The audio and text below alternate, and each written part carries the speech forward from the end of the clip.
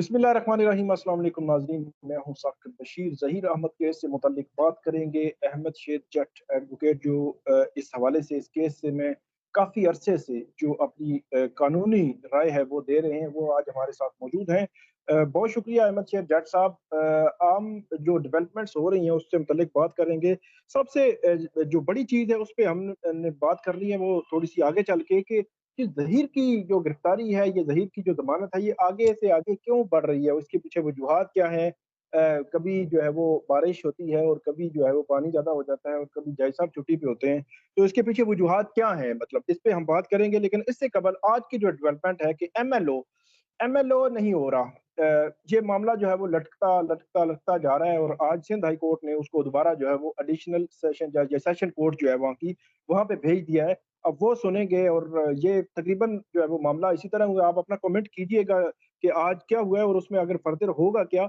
Shahbaz Gill case में भी यहाँ पे यही हुआ था कि एडिशनल सेशन जज ने पहले जिस तरह इनकी जो रिवीजन थी उसको मेंटेनेबल करार नहीं दिया था, जो जिब्रान नासिर साहब की, यहाँ पे भी यही हुआ। फिर जो उसको हाई कोर्ट में लेके आए और उसके बाद हाई कोर्ट ने दोबारा सेशन कोर्ट को कहा कि आप उसको सुने। तो इसी तरह ये भी जो ज़हीर अहमद केस में भी जो एमएलओ की दरखास्त है, अब वहाँ पे जो सेशन कोर्ट है वो सुनेगी।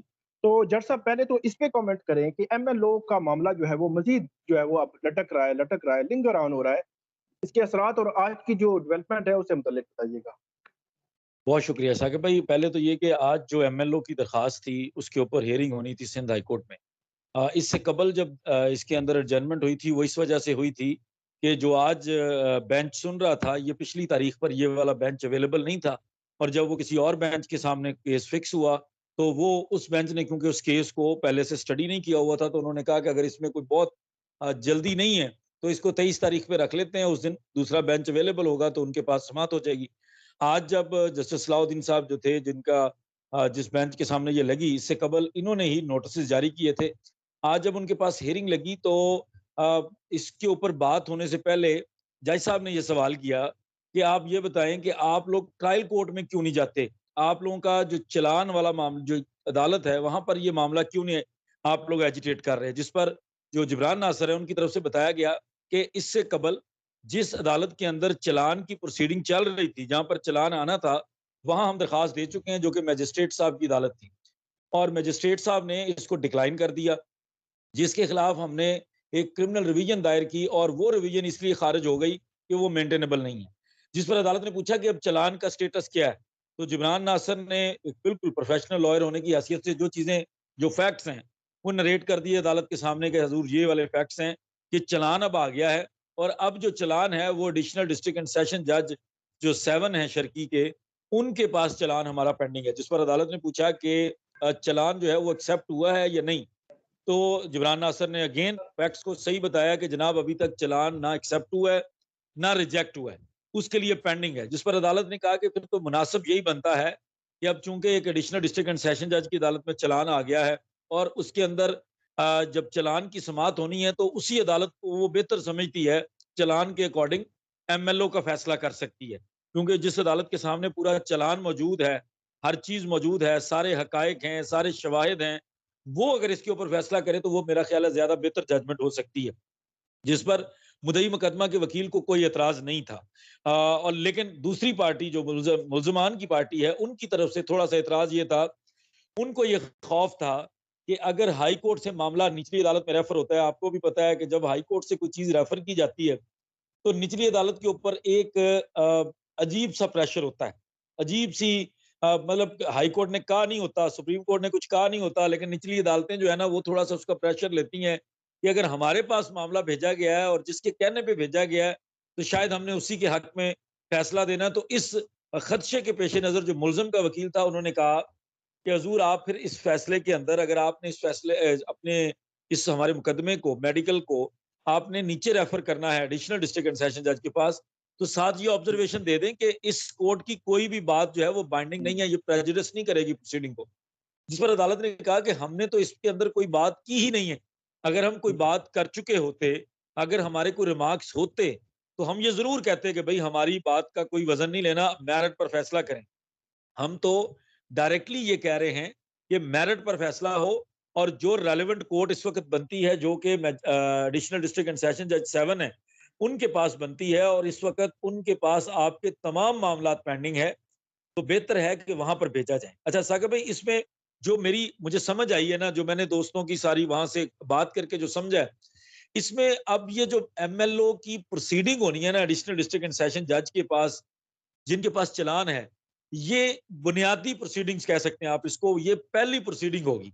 ये इस तरह नहीं होगा कि जो ऑलरेडी प्रोसीडिंग रिवीजन में आई हुई है, ये उसको मेंटेनेबल अब नहीं कर रहे। जो मुझे मुझे आइडिया हुआ है दोस्तों की रिपोर्टिंग से, कि अब ये एज़ ए ट्रायल कोर्ट, वो अदालत, पहली अदालत, कोर्ट ऑफ फर्स्ट इंस्टेंस जिसको कहते हैं, उसकी हैसियत से अब एमएलओ का फैसला करेंगे कि हमारे पास चालान है, चालान के अंदर ये दफात हैं, ये मुकदमा है। इस मुकदमे के अंदर मुद्दई कहता है कि मेरी विक्टिम का मेडिकल करवा लिया जाए।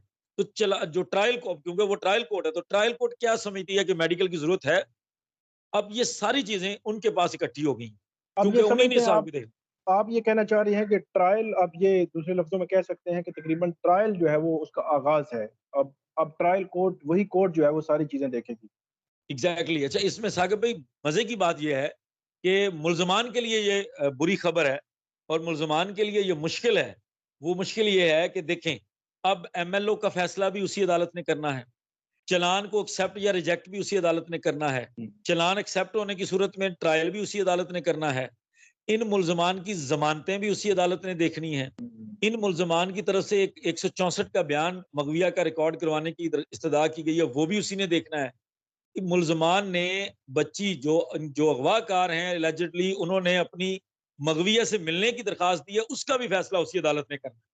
अब मुश्किल ये है मुल्ज़मान के लिए कि आप किसी केस को लिंगर ऑन नहीं कर सकते। आप ये नहीं कर सकते कि बिल्कुल। जनाब आपके पास हमारे 5-7 मुकदमात लगे हैं, आज हमारे फलाँ मुकदमे के ऊपर हम बहस कर लेते हैं, फलाँ मुकदमे के ऊपर नहीं करेंगे। तो ये जो हुँ, एक फ़िज़ा बन रही थी अवाम का, देखें अवाम का एतमाद जो है वो अदालतों के अंदर समात के साथ बड़ा जुड़ा होता है कि वो अदलिया के ऊपर किस तरह का एतमाद रखते हैं। और अवाम हुँ, फ़ौरी तौर पर अदलिया से मायूस हो जाती है जब बिला वजह ताख़ीर हो रही होती है किसी केस में। और मुल्ज़मान ताख़ीर क्यों कर रहे होते हैं कि वो देखते हैं कि फ़लाँ अदालत जो है वो हमारे काम की है, फ़लाँ प्रोसीडिंग हमारे काम की है। वहाँ पर वो प्रोसीडिंग में चले जाते हैं, हिस्सा ले लेते हैं, अदरवाइज़ वो नहीं लेते। लेकिन अब होगा ये कि अगर मुल्ज़मान को अपनी ज़मानत चाहिए, मुल्ज़मान इस चालान को एक्सेप्ट या रिजेक्ट करवाना चाहते हैं, मुल्ज़मान बच्ची से मिलना चाहते हैं, मुल्ज़मान 164 का बयान दर्ज करवाना चाहते हैं, मुल्ज़मान एमएलओ के ऊपर करना चाहते हैं बात, तो सारी बातें एक ही दिन होंगी। अब वो ये नहीं करेंगे कि आज के दिन इस पे कर लें, फिर हम बताएँगे कि हम किस दिन अवेलेबल हैं, तब हमारी बाकी चीज़ें कर लीजिएगा। अब ये सारी चीज़ें जो है, अभी तो चूँकि ज़मानत की तारीख थोड़ी आगे चली गई है, हुँ। तो ज़मानत की तारीख एक दफ़ा तो आगे है, आइंदा ये इम्कान है कि ये सारी चीज़ें एक ही दिन लगें, एक ही दिन अगर लगेगी ताख़ीर और मज़ीद एक ही होती दिन है। उसपे आर्गुमेंट्स हो सकते हैं। मतलब ये कोई बहुत लेंथी प्रोसेस नहीं है। एक ये 5-6 दरखास्तें भी हैं, तो मेरा ख़्याल में एक ही दिन जो है कोर्ट सुन सकती है, या ज़्यादा से ज़्यादा 2-3 दिन लग जाएँगे। सर उनके तो वो उनके पास चालान आ गया ना, अब उनके बिल्कुल पास तो चालान सारी आ गया, रिपोर्ट है।